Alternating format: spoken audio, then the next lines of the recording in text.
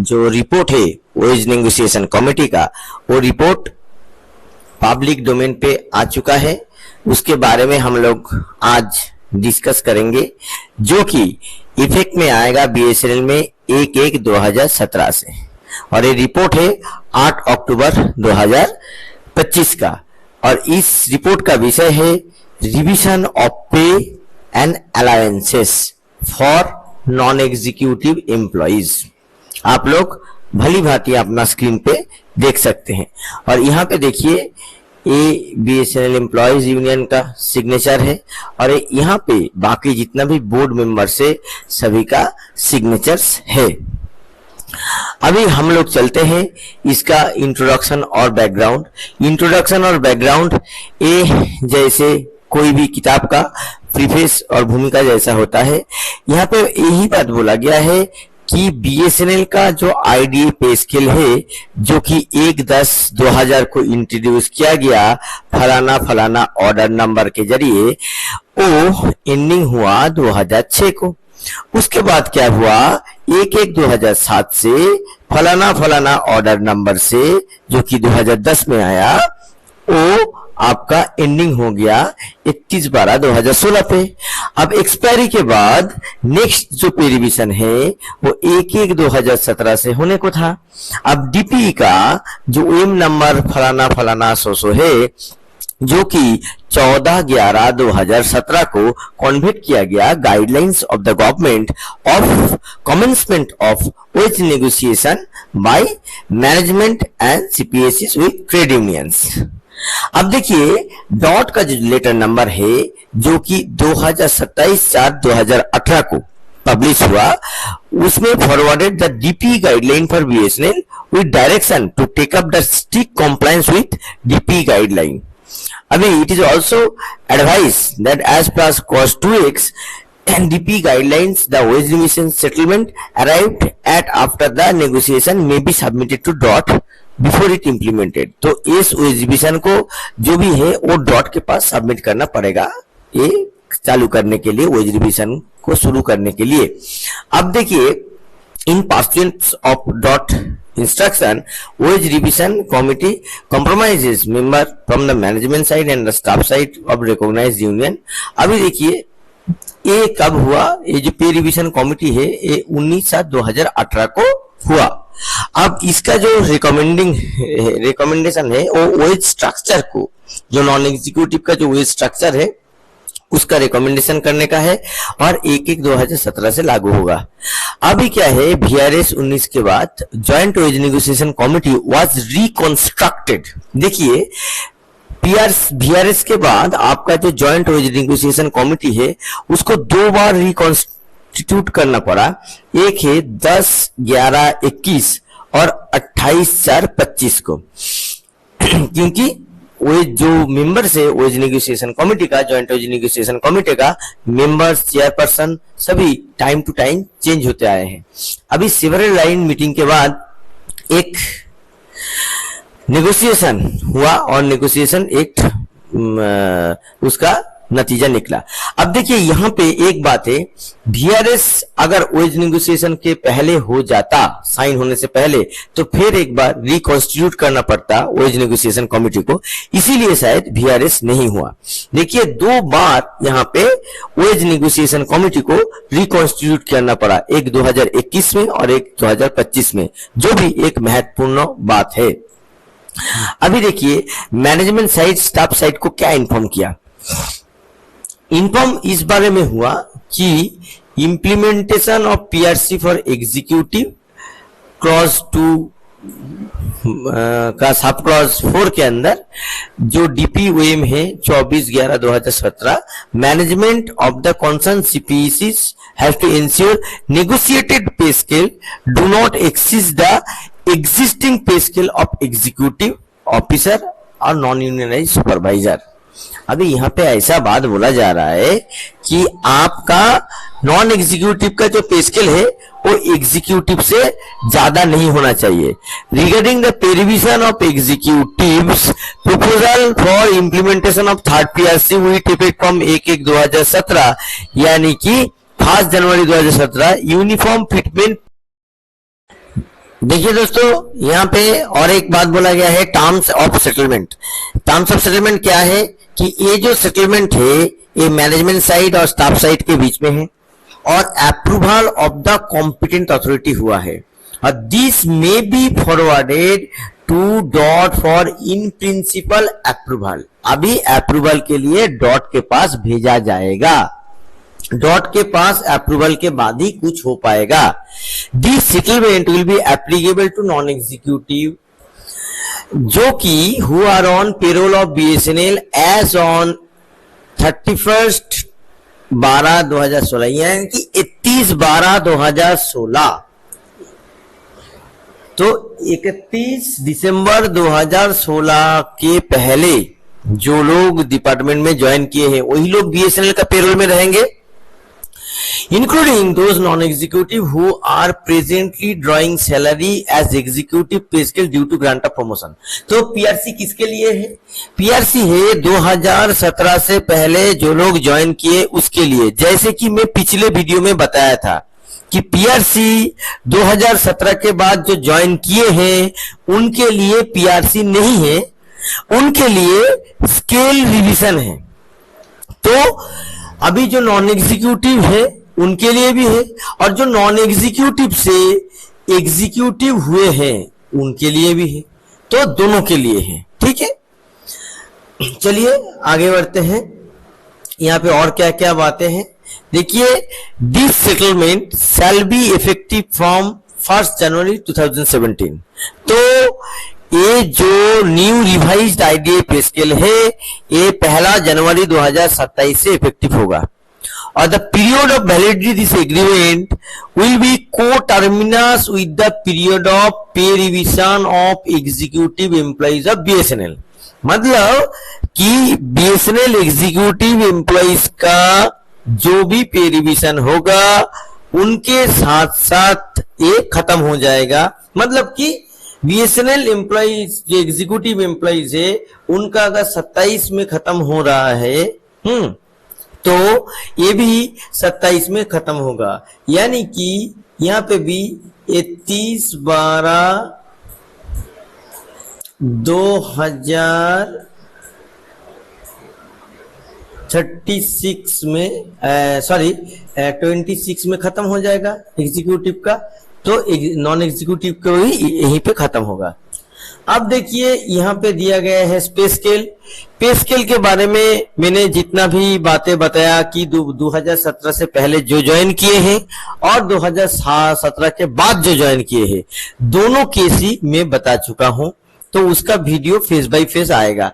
ये देखिए ये सेकेंड पीआरसी वाला है और ये थर्ड पीआरसी वाला है। ठीक है, तो यहाँ पे एक चीज है दोस्तों, देखिए आप लोग देखिए कि कुछ लोग सवाल किए हैं कि अगर कोई 2001-2017 से पहले कोई अगर रिटायर किए हैं पेंशनर्स तो उनका क्या होगा।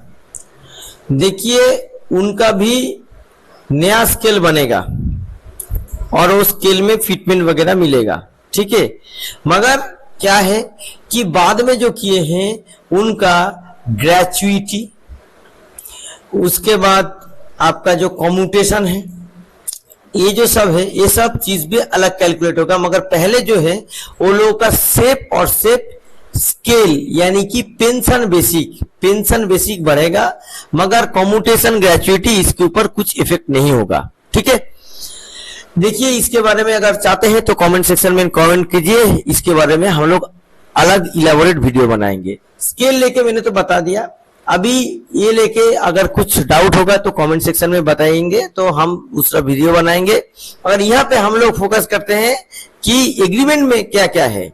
देखिए आईडीए के बारे में क्या लिखा हुआ है, जैसे कि 100% डियरनेस अलाउंस है 100%, दैट इज 190.55%, दैट इज 119.5% जो DA that may be neutralised on 1/1/2017, यानी कि 5 जनवरी 2017 में जो 119.5% डीए था वो न्यूट्रलाइज हो जाएगा और डीए कितना बनेगा 1/1/2017 पे, अभी 0 बनेगा।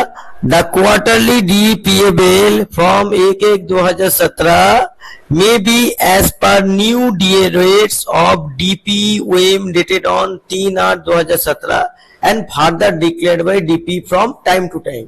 यानी कि आपको अभी जिस हिसाब से डीए बढ़ता था वो प्री रिवाइज्ड स्केल पे बढ़ता था, वो आपका प्री रिवाइज्ड स्केल पे बढ़ता था 2007 वाला।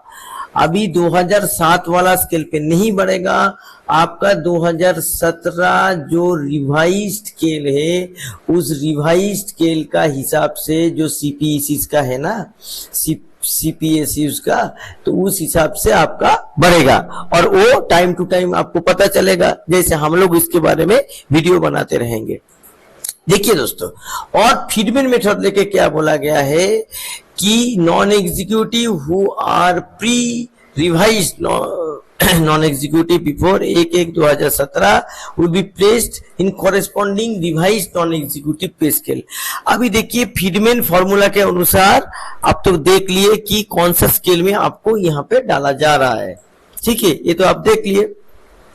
अभी नॉन एग्जीक्यूटिव जो पहले का है 1/1/2017 से पहले का, उनका कॉरेस्पॉन्डिंग रिवाइज पे स्केल, यानी कि उस टाइम पे आपका जो बेसिक था उस बेसिक के ऊपर आपको स्केल पे डाला जाएगा, उस विषय के ऊपर आपको डीए को वहां पे न्यूट्रलाइज कर दिया जाएगा, आपका बेसिक बनेगा। अब फिटमेंट वहां पे देगा कि नहीं देगा अलग बात है, फिटमेंट के हिसाब से कैलकुलेट होगा और बेसिक बनेगा।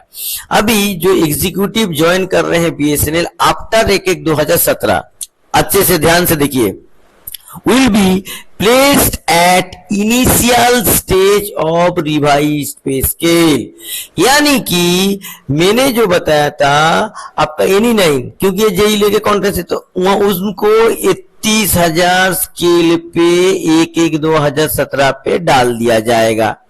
आप 2017 से पहले हैं, अगर 16 में भी ज्वाइन किए हैं तब भी आपका क्या होगा, आपका 31,000 नहीं होगा, आपका जो बेसिक है उसके साथ डीए जो है 119.5% उसको ऐड किया जाएगा। ऐड करके आपका बेसिक बनेगा। अगर 0% फिटमेंट है तो ये 0%, अगर 0% ना होकर 5% हुआ तो यहाँ पे और 5% ऐड करके आपका न्यू बेसिक होगा, न्यू बेसिक, ठीक है। ये जो न्यू बेसिक है ऐसे न्यू बेसिक आपका बनेगा, ठीक है। अब देखिए यहाँ पे और क्या बात है कि बेसिक प्लस डीए एप्लीकेबल सम फिक्स है यहाँ पे, और यहाँ पे अगर कोई लॉस होता है तो पर्सनल पे देके उसको किया जाएगा और it will be absorbed in future increments. देखिए ये बात भी है, ये फ्यूचर इंक्रीमेंट्स पे एब्जॉर्ब्ड हो जाएगा। बात को आप लोग अच्छे से समझिए, क्योंकि फ्यूचर इंक्रीमेंट के जरिए आपका होगा। तो पहले क्या हुआ है, पहले 2007 पे भी ऐसे केस हुआ था, तो उन लोगों को भी एक बाद में इंक्रीमेंट देके इसको किया गया। अब देखिए फीडमेंट का कैसे एक फॉर्मूला यहाँ पे दिया गया है टू अराइव रिवाइज बेसिक्स पे ऑन 1/1/2017 फिटमेंट मेथोडोलॉजी। कैसे देखिए, इसका 3 सेगमेंट है। एक है आपका बेसिक पे प्लस स्टैग्नेशन इंक्रीमेंट, इन किसके लिए है, ऑन 31/12/2016।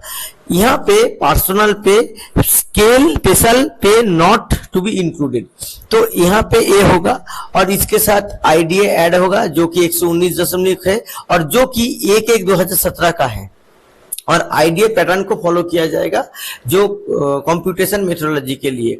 और यहाँ पे जो एआईसीपीआई है 2001 को 100 बेसिस पॉइंट का मान के किया जाएगा। अभी ये बन गया आपका फीडबैक मेथड कितना होगा, ये बोला गया है at par with the whatsoever with the executive. Executive को जितना मिलेगा उतना, अगर एग्जीक्यूटिव को 0 मिलता है तो आपको भी 0, एग्जीक्यूटिव का 5 मिलता है तो आपको भी 5। देखिए 10-15% नहीं देगा, इसके लिए चर्चा करना भी बेकार है। अब ये बनेगा एग्रीगेट पे और नेक्स्ट 10 रुपीज पे राउंड अप होगा, यानी कि आपको अगर लास्ट में 232 रुपया है तो इसको 240 रुपया माना जाएगा। ठीक है, समझ लिए। अभी देखिए हम लोग नेक्स्ट पे बढ़ते हैं। यहाँ पे देखिए एक दिन पहले का देखिए दोस्तों, मुख्य जो पॉइंट है उसको हम लोग यहाँ पे मेंशन कर देते हैं। एनुअल इंक्रीमेंट लेके क्या बोला है, स्टैग्नेशन इंक्रीमेंट लेके क्या बोला है और पे फिक्सेशन ऑन प्रमोशन लेके क्या बोला है। देखिए एनुअल इंक्रीमेंट जो कि 3% का हिसाब से मिलता रहा वो भी 3% हिसाब से ही मिलेगा और वो राउंड अप होगा नेक्स्ट 10 रुपीज पे। दूसरा बात, स्टैग्नेशन इंक्रीमेंट जो है जो कि 3% रिवाइज बेसिक पे स्केल पे मिलेगा नॉन एग्जीक्यूटिव के लिए, और वहां पे भी 3 मैक्सिमम स्टैग्नेशन इंक्रीमेंट आपको मिलेगा। 1 increment after every 2 years upon reaching the maximum of revise pay scale. तो यहाँ पे भी जब स्टैग्नेशन होगा तो रिवाइज पे स्केल पे जो मैक्सिमम पॉइंट टच करने के बाद आपको 3 इंक्रीमेंट मिलेगा, 1 इंक्रीमेंट आफ्टर एवरी 2 year। और प्रमोशन पे क्या है, on promotion 1 notional increment equal to 3% of existing basic pay will be round up to next multiplication of 10 rupees, यानी कि 1 इंक्रीमेंट मिलेगा आपको, 1 इंक्रीमेंट मिलेगा आपको प्रमोशन के लिए। जैसे कि आप लोग जानते हैं अगर आप जेई से जेटीओ बनते हैं, ठीक है, तो आपको 1 इंक्रीमेंट मिलता है। कब मिलता है, अगर आप जेई से जेटीओ बनते हैं तो आपको 1 इंक्रीमेंट मिलता है। अगर आप जेटीओ स्केल को टच कर चुके हैं तो 1 इंक्रीमेंट आपको दे दिया जाएगा। ठीक है, तो यहाँ पे यही बात बोला गया है, यही लिखने का ऐसे ही बात है। आपको स्टैग्नेशन के बारे में ही हो गया और एनुअल इंक्रीमेंट आपको एक एक करके हर बार मिलता है, हर साल में वो वैसे मिलते रहेगा।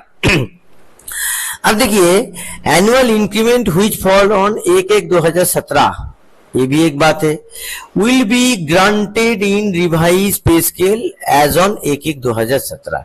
तो ये भी एनुअल इंक्रीमेंट भी यहाँ पे दिया जाएगा, ठीक है, और 2017 का हिसाब से ही दिया जाएगा।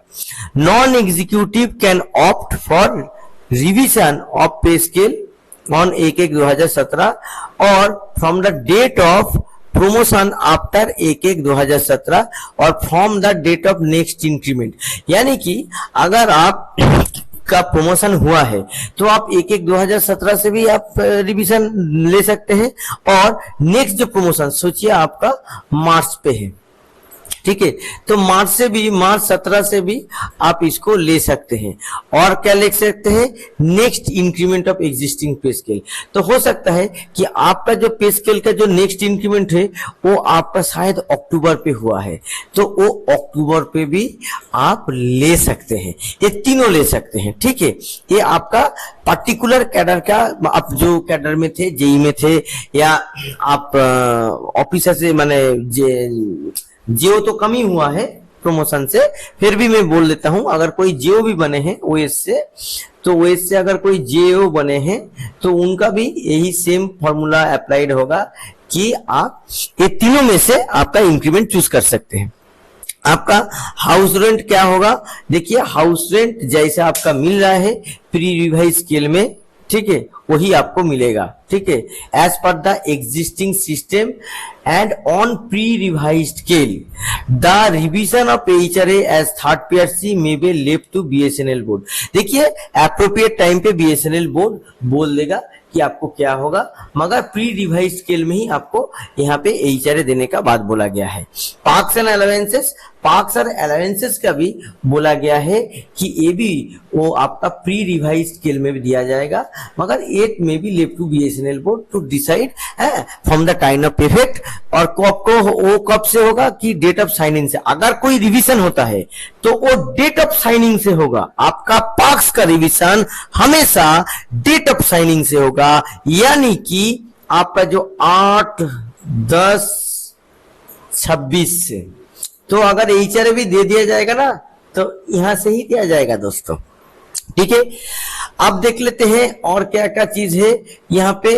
Holiday leave, working hours, LTC. देखिए एग्जिस्टिंग एग्रीमेंट कंटिन्यूस, यानी कि ये जो सब है holidays, casual leave, earn leave, half pay leave, maternity leave, paternity leave, working hours, LTC, ये announcement, uniform, family planning, increment, ये वगैरह जितना भी है सब पिछले जैसे एग्रीमेंट में था वही से होगा। एडवांस, देखिए एग्जिस्टिंग एडवांस जैसे है वो कंटिन्यू करेगा। ठीक है, और रिलीवेंट ऑर्डर सेंट्रल गवर्नमेंट से जो मिलेगा उसका तहत टाइम टू टाइम चेंज होता है। और देखिए यहाँ पे और क्या बात बोला गया है कि कोई एनोमलीज और एबरेशन अगर होता है वो उसको एड्रेस किया जाएगा suitably.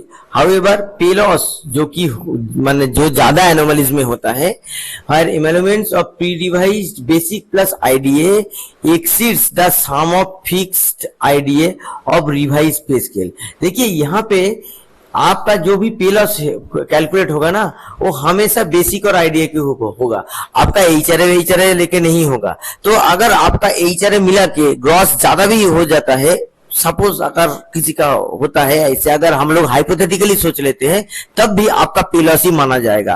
Basic plus DA pre revise scale में अगर ज्यादा है बाद में कम हो जाता है तो आपका एक पर्सनल पे देके किया जाएगा और जो फ्यूचर में आपका इंक्रीमेंट के साथ एब्जॉर्ब हो जाएगा। पार्क्स एंड अलायंसेस के बारे में बोले गए हैं कि वो अनचेंज रहेगा और वो बाद में दिखा जाएगा।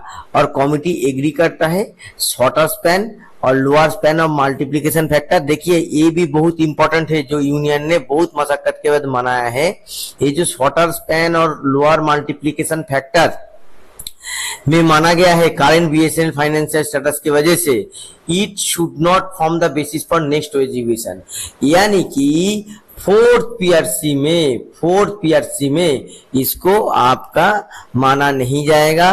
फोर्थ पीआरसी में आपका ये जो शॉर्टेस्ट पे स्केल और लोअर मल्टीप्लिकेशन फैक्टर जो कि एनी 9 पे था, जो जेई लोगों का एक बात था, एक डिमांड भी था जिसको माना नहीं गया मैनेजमेंट के द्वारा, ये भी ऐसे नहीं होगा, ऐसे शॉर्टेस्ट पे स्केल नहीं मानेंगे बाद में, ये भी यहाँ पे लिख दिया गया है।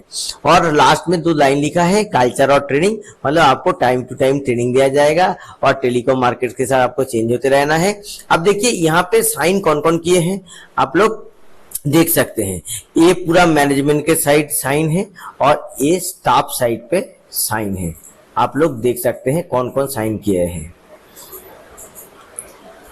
देखिए दोस्तों इसी के साथ हम लोग इस वीडियो को यहाँ पे समाप्त करते हैं, मगर ये बात बहुत ही महत्वपूर्ण है कि इस वीडियो को आप ज्यादा से ज्यादा बीएसएनएल एम्प्लॉय के साथ शेयर कीजिए, जैसे सबको पता चले कि वेज एग्रीमेंट जो बीएसएनएल मैनेजमेंट के द्वारा जारी किया गया है, सब एम्प्लॉइज को जानने के लिए वो अपना आंखों से देख ले कि इसमें क्या लिखा हुआ है। सुनी सुनी बातों पे विश्वास ना करके आप खुद अपना आंखों से देख लीजिए कि क्या क्या बात लिखा हुआ है। और एम्प्लॉइज यूनियन ने जो जो बात यहाँ पे लिखा हुआ है सभी अपना वेबसाइट में टाइम टू टाइम अपडेट करते रहे हैं, फिर भी आप लोग जरूर इसको अपना आंखों से देख लीजिए। तो इस वीडियो को ज्यादा से ज्यादा शेयर कीजिए, लाइक सब्सक्राइब कीजिए और अगर कोई भी डाउट है तो कमेंट सेक्शन में कमेंट कीजिए। नमस्कार।